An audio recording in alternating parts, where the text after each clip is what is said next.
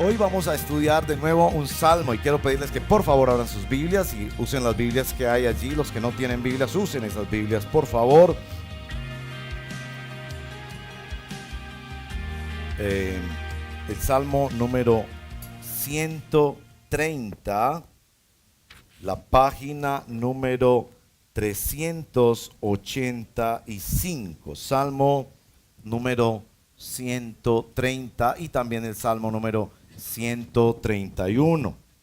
Estamos estudiando estos salmos y ya hoy terminaremos. Este es el último salmo de los que haremos y tomamos los últimos en los salmos de ascenso, los salmos de los peregrinos que se cantaban camino a Jerusalén en las fiestas, pero hay que decirlo, también se cantaban en la liturgia del pueblo de Dios, en las casas se leían y se estudiaban, pero eran particularmente diseñados para esos momentos especiales de adoración. Deberíamos aprender algunos de estos, porque cuando nos dirigimos al trabajo, a la vida, a glorificar a Dios, hemos de cantarlos. Hoy en la presentación de Jerónimo leímos una porción del 127 que hace parte de ese grupo. Leeré el 130 y 131. Ahora, como estamos aprendiendo a estudiar los salmos y ustedes ya son salmistas o salmólogos que han aprendido mucho sobre cómo entender esta pieza central de la poesía bíblica, tengo una pregunta para ustedes y es: ¿por qué estos dos salmos se relacionan? ¿Qué tienen en común? Y por ahí ustedes van a querer mirar una frase común, una palabra común, una idea común en la lectura de estos dos salmos. Van a ver que es bastante claro, así que el ojo atento y aquel que lee la palabra con detenimiento, creyendo y recibiéndola como palabra de Dios, encontrará que es fácil relacionar estos dos salmos. ¿Sí?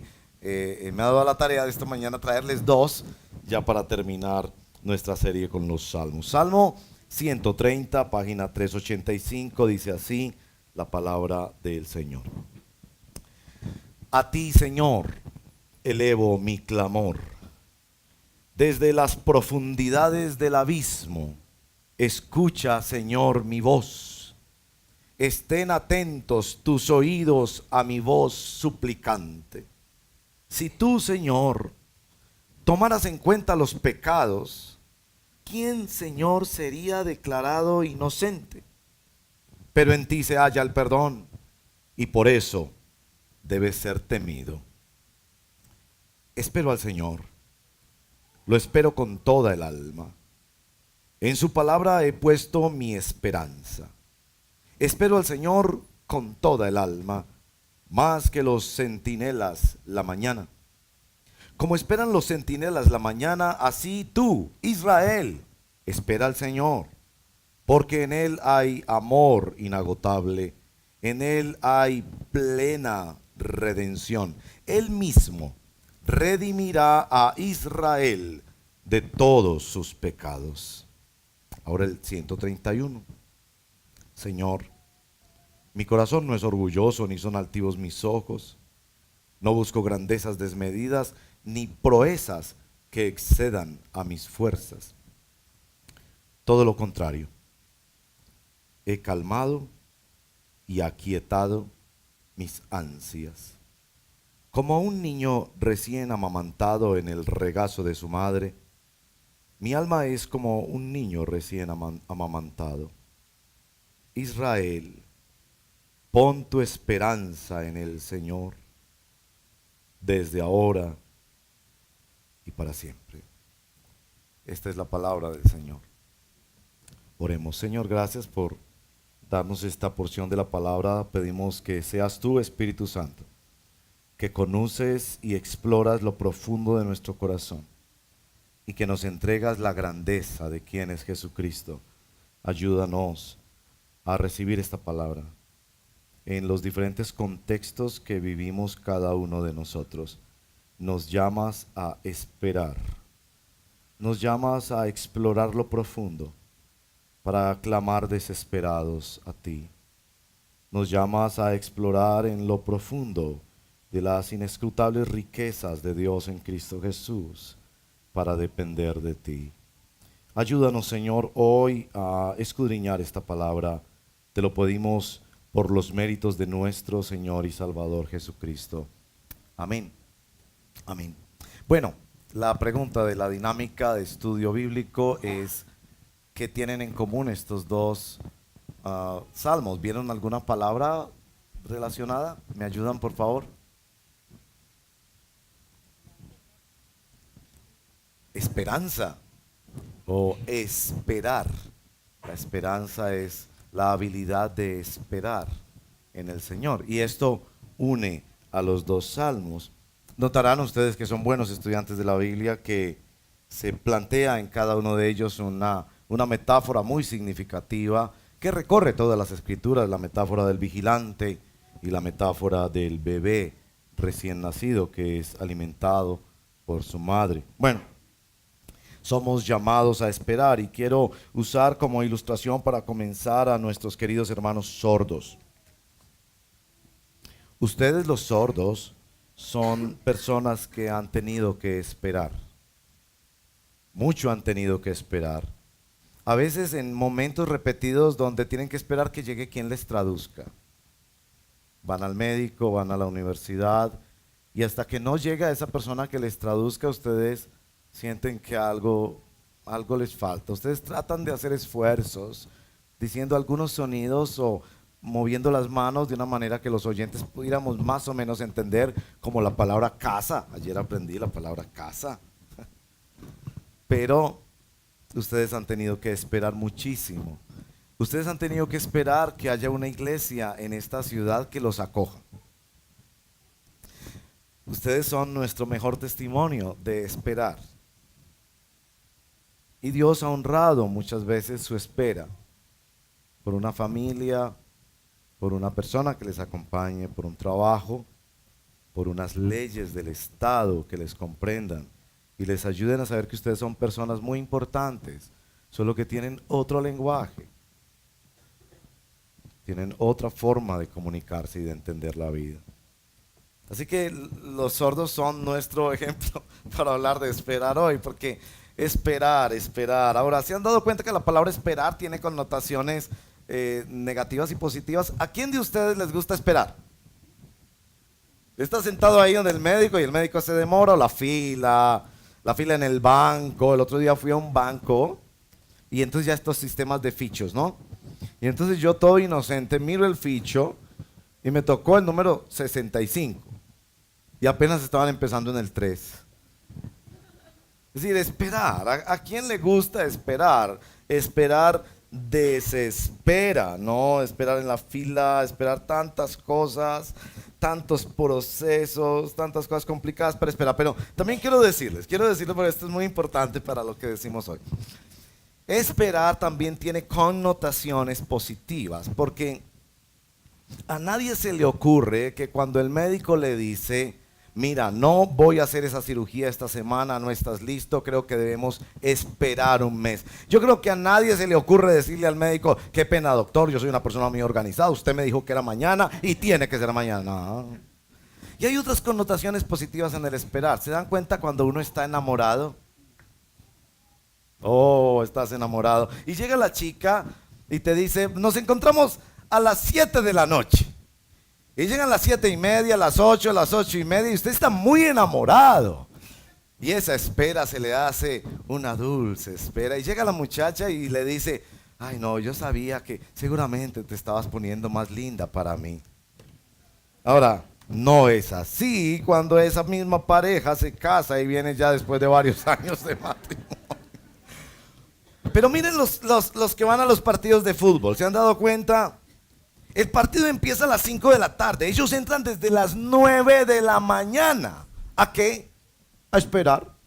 Y se les hace la espera lo más divertido, lo más interesante. Comentan de los jugadores, toman fotografías para poner en sus redes sociales. Eso les parece extraordinario. Ellos mismos lamentarían llegar tan solo media hora antes. ¿Qué es lo que hace la diferencia entre lo uno y lo otro? Bueno, hoy queremos también, digamos, detectar esto en la comunidad de la fe, porque hay predicaciones de la fe que hacen pensar que en la fe nunca se espera. Es decir, como que hay presentaciones del cristianismo VIP. en la que si tú vas a esta iglesia VIP o te pones bajo el ministerio de este pastor o predicador, entonces todo va a ocurrir así, así, como lo quiere el mundo, como nos engaña la publicidad, todo así, todo supremamente rápido. Pero todas las cosas buenas de la vida toman tiempo y Dios trabaja en el tiempo. Dios asegura que hayan cosas que pasen con nosotros mientras viene la espera. Y ninguna de ustedes mujeres quiere tener un embarazo de 4 meses, ¿verdad? Son meses muy difíciles los de espera, pero usted sabe que hay una cosa que se tiene que formar, hay algo que tiene que pasar. Ese bebé debe quedar bien hermoso y bien formadito. Y hasta ahora, Señor, que venga en el momento que es, en el tiempo de Dios. Miren que hasta yo he deseado, nunca lo he podido vivir, he deseado, ¿no? En esas compañías que dicen que si usted ordena la pizza y se demora más de 45 minutos, le queda gratis.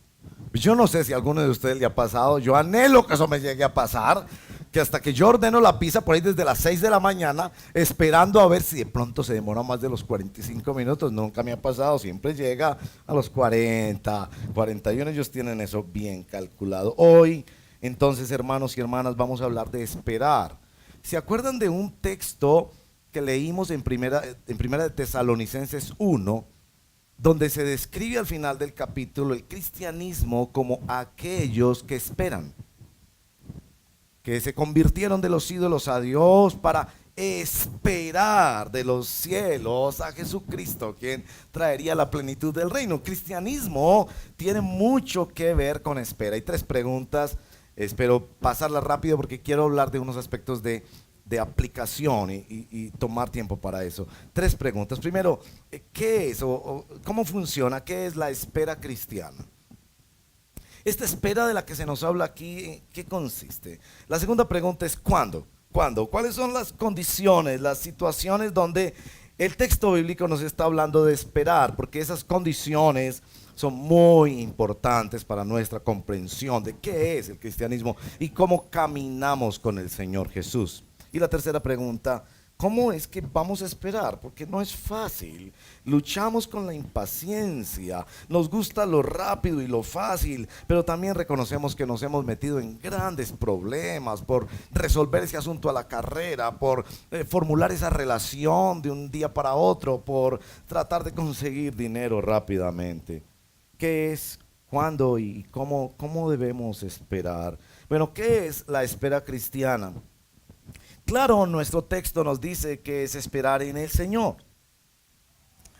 El texto claramente nos deja ver que es una conversación entre Dios y su pueblo, un pueblo al que Él le ha prometido redención, con el que Él ha comprometido su nombre. Es esperar en alguien con quien se tiene una relación. Verso número 6, 7, así tú, Israel, espera en el Señor, porque en Él hay amor inagotable y en Él hay plena redención. Es esperar en un Dios que ha empezado unos planes de redención y que los va a coronar con toda satisfacción para su pueblo. Bueno, más información nos da este texto. El verso número 5 nos dice que es esperar en la palabra del Señor. Esta expresión muy común para la palabra de Dios en el Antiguo Testamento puede traducirse promesa y puede traducirse mandamiento. Es poner mi confianza en lo que Dios ha dicho. Por eso para nosotros la experiencia de la fe no es venir a ver yo qué siento, sino es venir a ver qué dice Dios y qué ha prometido y cuáles son sus planes y cómo Él ha comprometido su nombre en la historia. Es descansar esperando en los planes y en la palabra de Dios. Sin duda es también descansar y esperar en el poder de Dios. Esa expresión tan preciosa del verso número 8 del Salmo 130. Él mismo redimirá a Israel de todos sus pecados. Dios tiene el poder para redimir tu vida, para redimirla de una adicción, para redimirla de una relación quebrantada, para redimirla de un miedo que te lleva a un pánico que está destruyendo tu salud.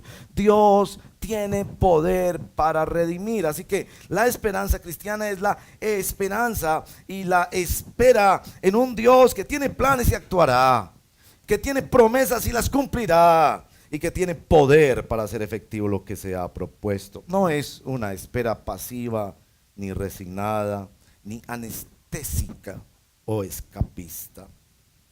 Así que se nos llama a confiar y a esperar como un niño. Yo nunca he visto a un niño que esté chequeando la cuenta bancaria de sus padres. De hecho, los niños tienen esto, no sé si a usted le ha pasado. Cuando mis muchachos estaban pequeños, ellos pensaban que tan solo era ir a una máquina que daba plata. Entonces cuando me pedían un juguete y yo les decía la verdad, no hay plata, mijo, para comprar eso. Nuestra familia no tiene ese recurso. Esas motos lindas que andan por sí solas para andar en las fincas, nosotros no tenemos presupuesto. Y él respondía, no, muy fácil, papá, ve a esa máquina. Hay unos números que se apretan y entrega dinero. Es decir, yo nunca he visto a un niño chequeando en la despensa si hay comida para mañana. Y si un niño lo hiciera, debemos ayudarlo porque está experimentando algo que un niño no debe experimentar. Es decir, se nos invita a descansar y esperar en Dios, pero qué tan difícil que es esperar al Señor. Ahora, ¿cuándo está pidiéndoles esperar? Y esto es muy importante en el Salmo porque nos lleva a dos preguntas de estudio bíblico en el Salmo 130. Elevo, Señor, mi clamor desde las profundidades del abismo. Es decir, ¿cuál es el momento que él está viviendo? ¿Qué son esas profundidades del abismo? Es una sola palabra en hebreo. Se usa mucho para el mar porque lo único profundo que ellos conocían era el mar. En esa época no habían perforaciones ni esos túneles que tenemos hoy en día. No había exploración espacial. Así que la palabra profundo para ellos tenía gran cercanía al mar. Y les evocaba historias como la de Jonás en lo profundo. Pero ¿a qué experiencia se refiere? Es claro que se refiere a la profundidad del pecado. Si leen bien este salmo, se darán cuenta que él está suplicando porque se está dando cuenta de la gravedad y de la grandeza del pecado. Por eso en el verso número 3, si tú, Señor, tomas en cuenta los pecados, ¿quién podrá quedar de pie? Esa es la expresión. ¿Quién podrá estar diciendo soy inocente? Si tú miraras nuestra mente, lo más profundo de nuestros deseos, nuestros anhelos, estamos contaminados hasta la raíz. Ahora, ¿no es eso lo que pasa en la vida cristiana, hermanos y hermanas? Que conocemos a Cristo y venimos a Él por la fe en arrepentimiento. Él nos ha hablado del perdón, de esa cosa gloriosa que es ser liberado de la culpa. Pero a medida que vamos avanzando en la vida cristiana, vamos entendiendo más la gravedad de la enfermedad. Como el paciente que la primera vez que le dicen la enfermedad que tiene, él ni la puede pronunciar, esos nombres tan extraños, pero con el paso de los días, de las semanas, de los tratamientos, de las luchas, del avance de esa enfermedad, se da cuenta, esto es serio. Y nadie entiende más el pecado que un cristiano, porque un cristiano tiene la luz de la palabra de Dios, el discernimiento del Espíritu Santo que ha librado su conciencia de obras muertas, y este hombre clama de lo profundo de su pecado. Y por eso en el verso 4 dice, pero a ver, el asunto no es venir al cristianismo para sentirte aplastado por tu culpa. El asunto es venirte al cristianismo para entender bien tu enfermedad, para saber que hay un solo médico que puede sanarla. Y por eso el verso 4 y el verso 8 se unen para decir, es el Señor y es el perdón que nos hace aún temer al Señor y reverenciarlo, porque qué cosa tan extraordinaria que Él ha resuelto el problema de nuestro pecado. Si usted todavía está pensando que pecado es solamente esos grandes pecados, usted no entiende qué es el pecado. ¿Sabían que lo que hizo a Satanás pasar de ser un ángel bueno de luz a ser el infernal demonio que acusa a los cristianos y que tiene revolcado este planeta? ¿Sabían que el pecado que hizo a Satanás fue el orgullo? Él no mató a un cura ni se robó a una monja. Él solo fue orgulloso delante de la presencia soberana y santa de Dios. Así que es el creyente el que clama de lo profundo: Dios mío, ¿cómo voy a esperar si yo siento que cada día lucho más con el pecado? Esto es una cosa desesperante. No es esperar sencillamente que pase tiempo, es esperar que a medida que avanzamos en la vida cristiana, más decimos con San Pablo: miserable de mí, ¿quién me librará de este cuerpo de muerte? Ya el pecado se nos hace menos sutil, más evidente. Ya sabemos cuando estamos diciendo cosas nada más para llamar la atención, cuando estamos menospreciando a otras personas. Se nos hace cada vez más grosero, más oscuro, más maldadoso, más contaminante cualquier clase de pecado. Y es desde ese escenario que le dice la palabra de Dios al creyente: espera, espera. ¿Por qué espera? Bueno, el Salmo ha dicho que el Señor cumplirá su plena redención, porque Él seguirá trabajando en ti. Y hermano y hermana, nada usa más Dios para tratar tu corazón que tus propios pecados. Esos choques, esa irritabilidad, esa ambición, esa mentira, esa injusticia, esa inequidad, el Espíritu Santo la señala una y otra vez para decir que hay algo que tiene que salir y que hay algo de Cristo que debe venir. Bueno, el Salmo 131 nos presenta otro escenario de quien está en espera. Este es un escenario muy positivo, pero que surge también de una problemática. El verso 1 habla de esto, de las cosas desmedidas que parece que tentaban a esta persona.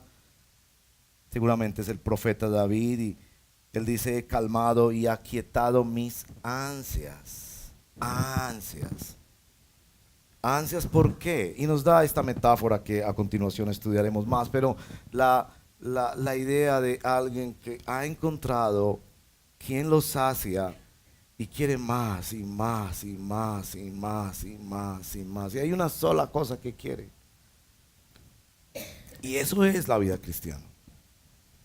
Les explicaba el liderazgo que se está preparando para los cursos esta semana. La vida cristiana es cada vez de profundizar más una comprensión del pecado humano y cada vez profundizar más una comprensión de la satisfacción que solo hay en Cristo. Solo quiero a Cristo. Cada vez más apetito por Cristo. Bueno, por eso cuando se les dice esperar hasta que seas transformado y esperar hasta que Dios vaya decidiendo darte más y más, nos da entonces esos escenarios que nos ayudan a responder nuestra tercera pregunta: ¿cómo es que se espera?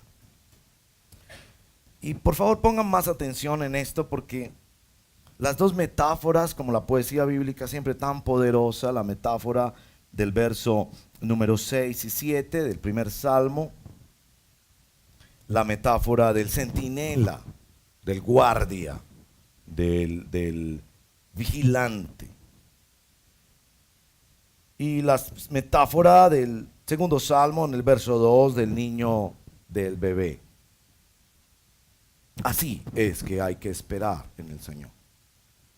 Así se espera al Señor. Podríamos hablar muchísimo de estas dos figuras, porque son, a propósito, dos figuras bíblicas que recorren toda la Biblia.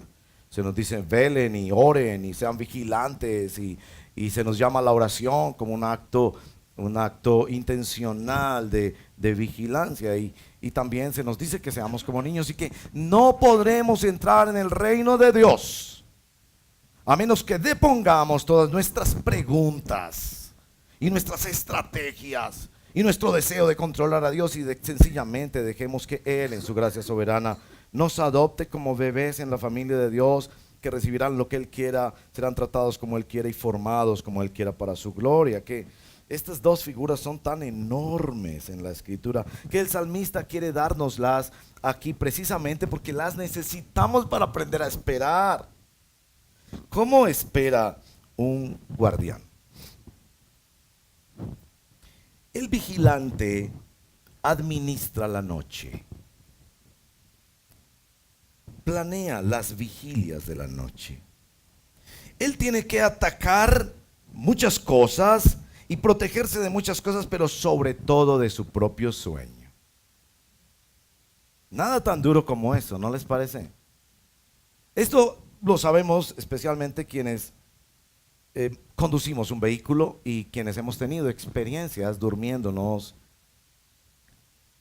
conduciendo. Yo sé lo que les estoy diciendo.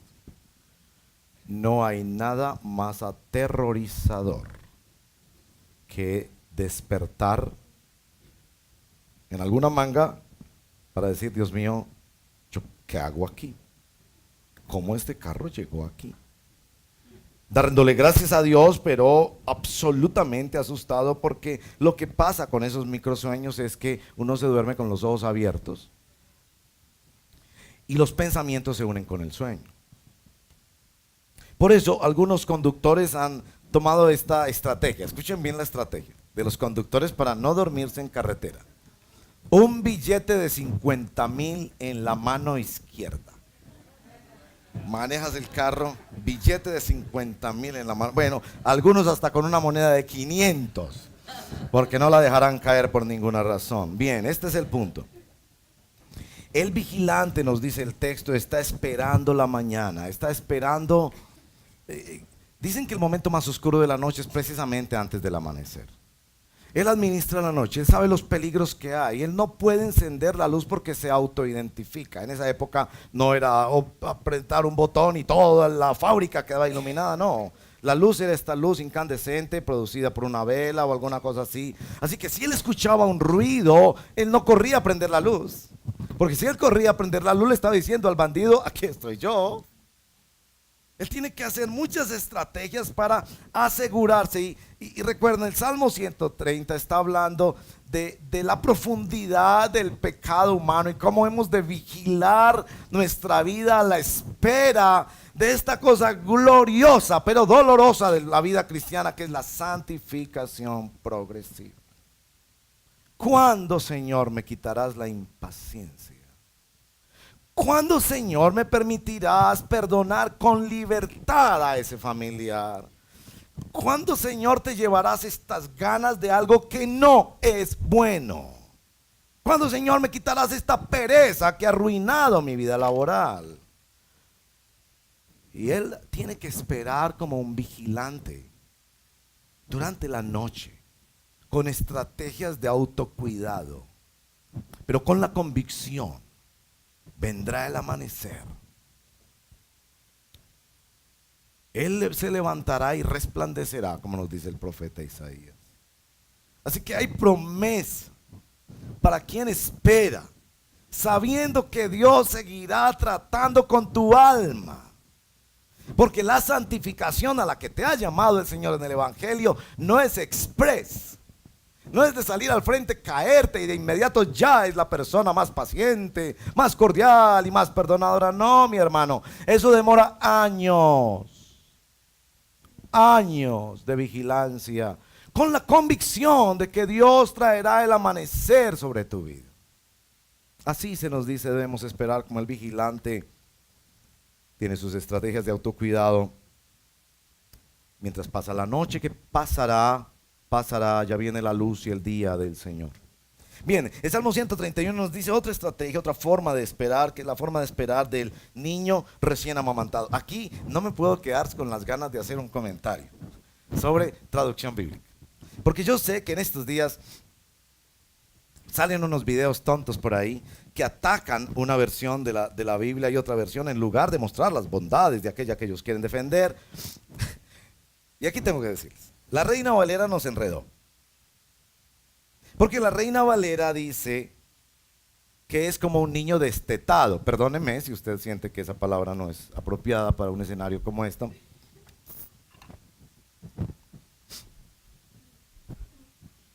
Pero la intención del Salmo es decir el momento posterior a cuando el niño es alimentado y no el momento cuando el niño, después de 2, 3, 4 años, los expertos en esto dicen que los niños deben alimentarse lo más que se pueda. La lactancia es una cosa maravillosa.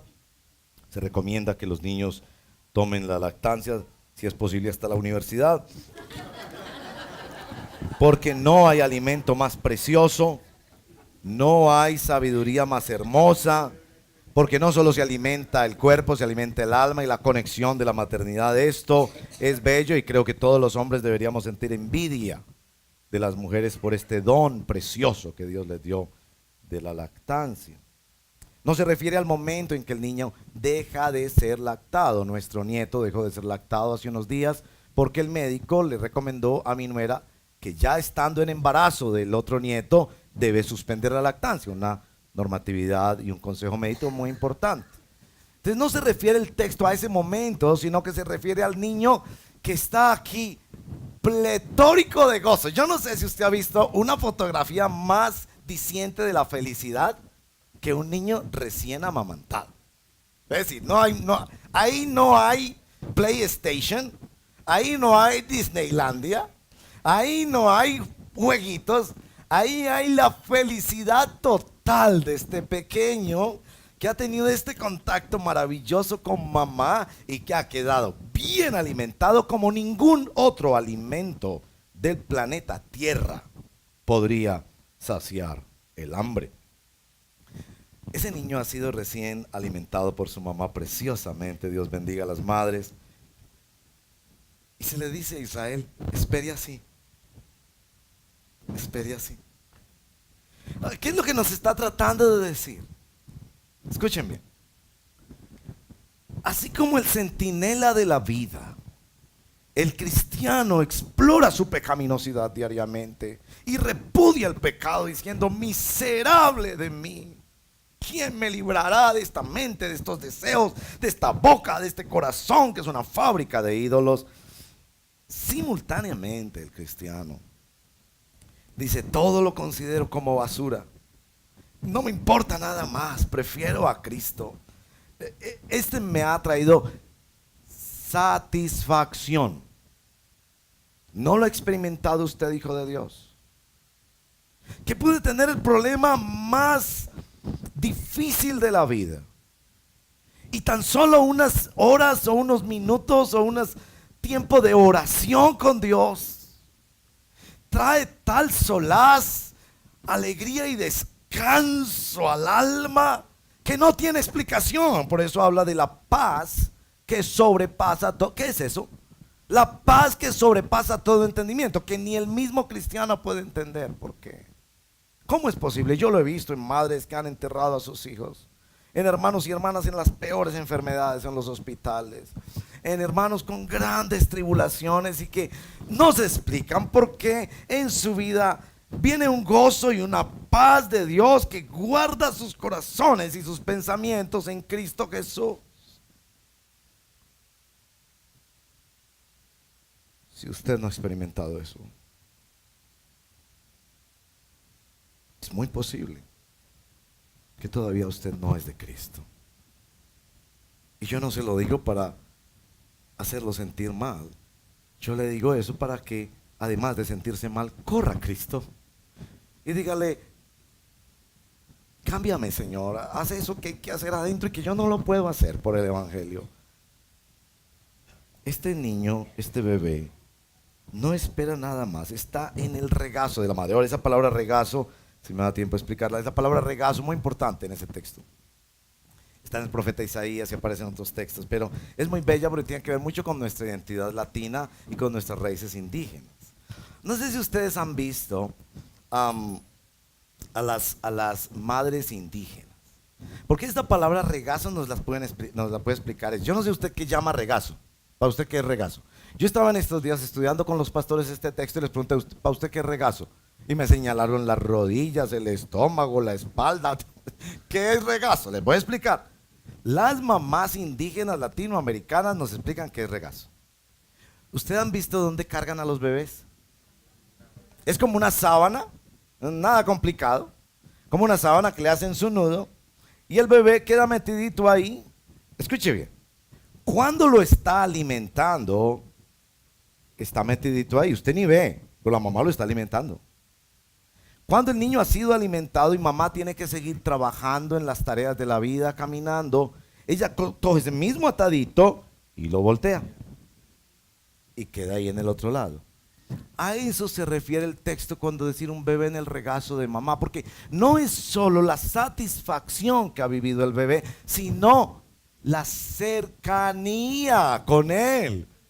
Porque es que el niño, cuando sabe dónde está la fuente de alimento, él no se despega y él no va a estar tranquilo lejos de mamá.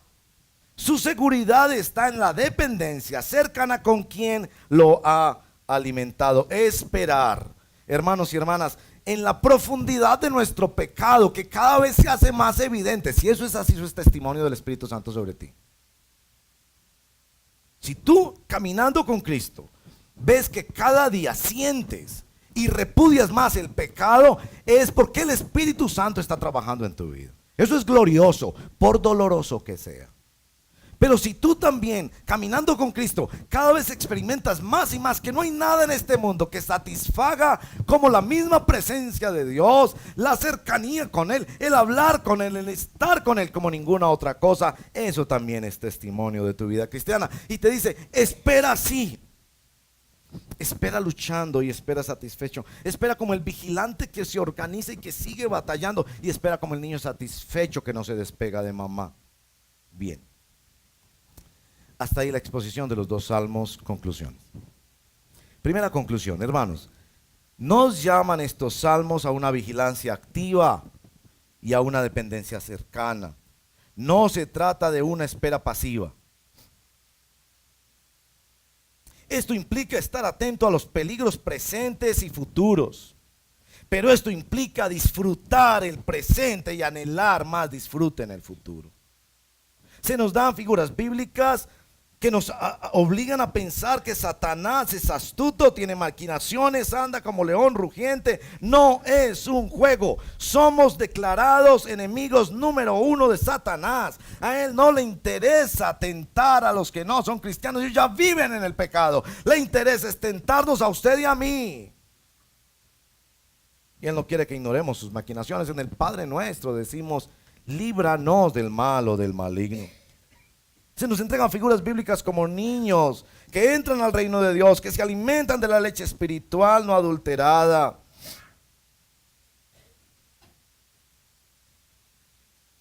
¿Cómo aplicamos esto? Tengo 5 aplicaciones que Dios nos ayude. Primera aplicación, la educación de nuestros niños.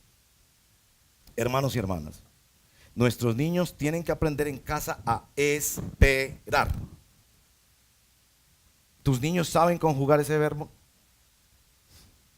¿O tú te dejas guiar por sus pataletas y es ya? El PlayStation es ya, y la salida es ya, y el juego es ya, y el entretenimiento es ya, y la ropa es ya.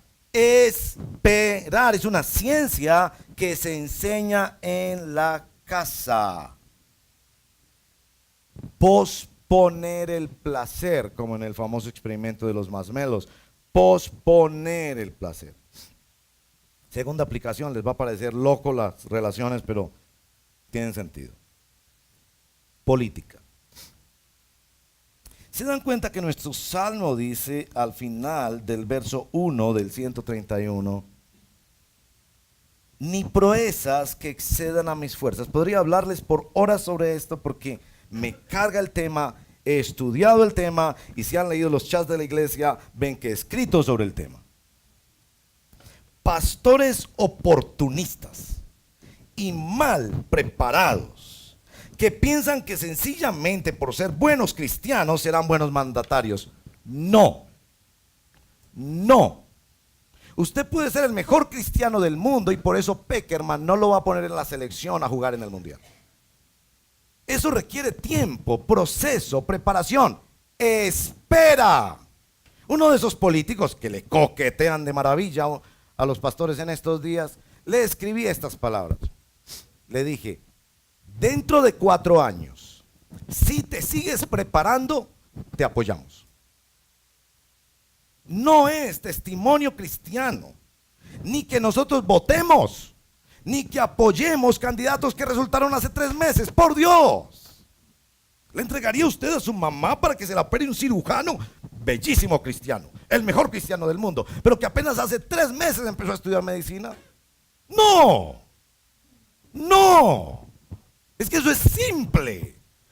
Que es un buen cristiano, gloria a Dios. ore por mi mamá.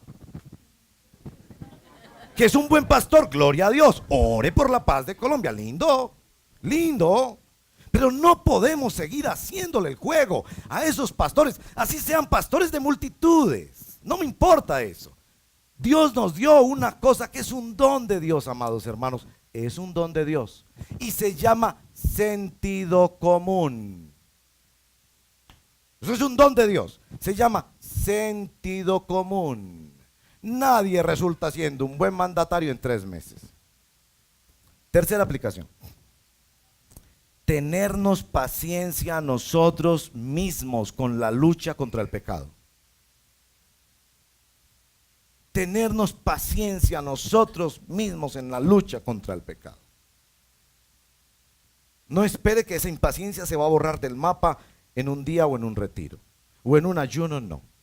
Vas a ver victorias, pero Dios ha decidido dejarnos luchar hasta el día que Él venga o nos lleve a su presencia con el pecado. Hemos de seguir luchando pacientemente, pero muchos de ustedes, hermanos y hermanas, tiran la toalla.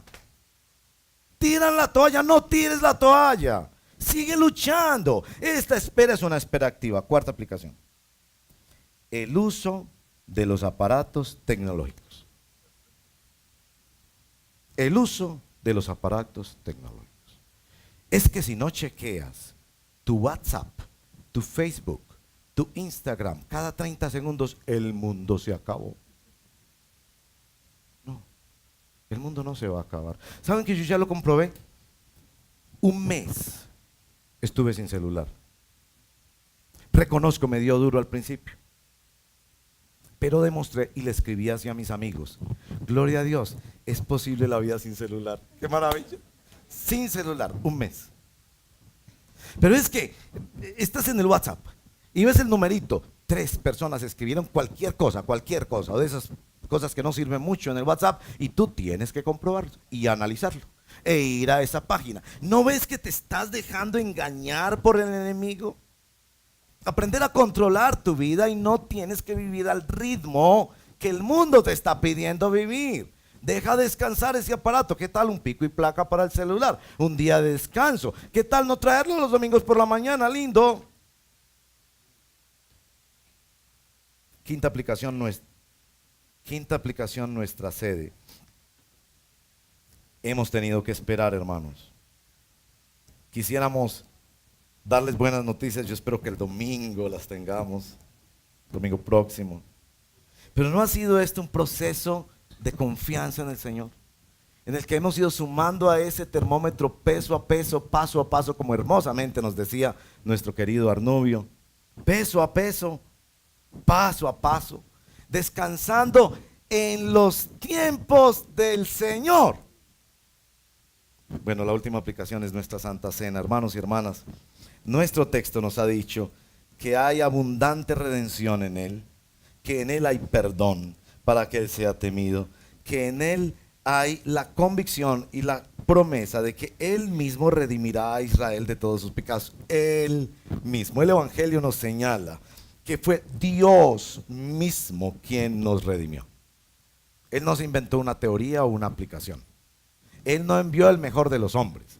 Él mismo vino en la persona de nuestro Señor Jesucristo a resolvernos el problema, para mostrarnos no solo su justicia, sino también su amor. Entonces podemos esperar en este Dios que se nos hace confiables en la persona del Señor Jesucristo. Si Él nos ha dado a Cristo Jesús de esta manera, ¿cómo no nos dará con Él todas las cosas? Así que, hermano y hermana, que estás esperando la conversión de un hijo, que estás esperando recuperar o fortalecerte en medio de este proceso de salud, que estás esperando un trabajo o una pareja, Dios tiene plan para tu vida. Espera en el Señor. Si Él te ha dado a Cristo Jesús para tu salvación, ¿cómo no te dará con Él también todas las cosas?